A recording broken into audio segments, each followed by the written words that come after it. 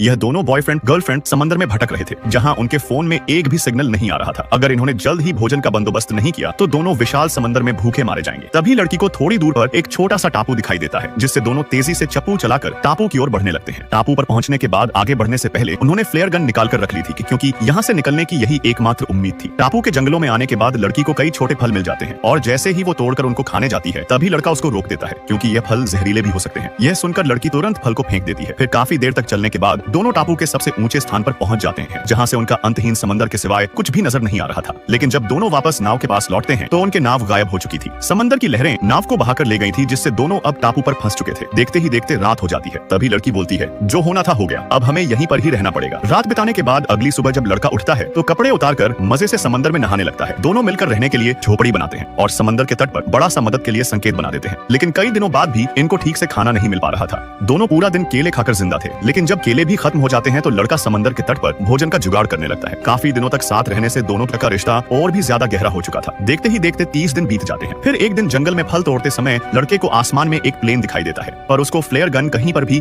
मिल नहीं पा रही थी, और थोड़ी देर बाद ही प्लेन वहां से चला जाता है। लड़के को लगा कि लड़की ने फ्लेयर गन को कहीं छुपा दिया है, क्योंकि टापू पर उन दोनों के अलावा और कोई भी नहीं था। इस बात को लेकर दोनों में झगड़ा हो जाता है। तभी अचानक पेड़ से एक बोतल नीचे गिरती है, और जब दोनों ऊपर देखते हैं तो एक शरारती बंदर ने उनके सामान को चुरा लिया था, जिसमें फ्लेयर गन भी थी। बंदर के हाथ में फ्लेयर गन देखकर लड़का घबरा जाता है कि कहीं गलती से वो गन को चला ना दे, पर बंदर उनकी घबराहट देखकर गन से खेलने लगा था। तभी लड़की केले का लालच देकर गन को छुड़ा लेती है और फालतू ही आसमान में चला देती है, क्योंकि लड़की को बहुत गुस्सा आ रहा था कि लड़के ने उस पर बेफालतू चिल्लाया था। लड़की रोज ऐसी जिंदगी जीकर थक चुकी थी। रोज सूरज डूबते हुए देखना, समंदर में मछली पकड़ना, इन सब से अब वो ऊब चुकी थी। लड़की को रोज अपने माता पिता की याद सताती थी। अगले दिन जब लड़की उठती है तो उसने देखा कि लड़का गायब था। तभी उसे दूर से एक डरावनी आवाज सुनाई देती है। लड़के को ढूंढने वो तुरंत जंगलों में घुस जाती है, जहां उसने देखा कि लड़का एक काले पैंथर से जान बचाकर भाग रहा था। लड़की तुरंत उनके पीछे दौड़ती है, और जब वो लड़के के पास पहुंची तो लड़के ने पैंथर को मार गिराया था। उसके बाद दोनों अपनी किस्मत को अपना लेते हैं। लड़की फल लेकर आती थी और घर को और मजबूत बनाने में मदद किया करती थी। दोनों को टापू पर फंसे हुए अब 3 महीने से ज्यादा हो चुके थे। लेकिन एक दिन जब लड़का मछली पकड़ रहा था तभी अचानक उनको ऊपर से एक हेलीकॉप्टर की आवाज आती है। दोनों तुरंत जंगल से बाहर खुले तट पर आते हैं और आसमान में फ्लेयर गन चला देते हैं, जिससे रेस्क्यू टीम वहां आकर दोनों को बचा लेती है।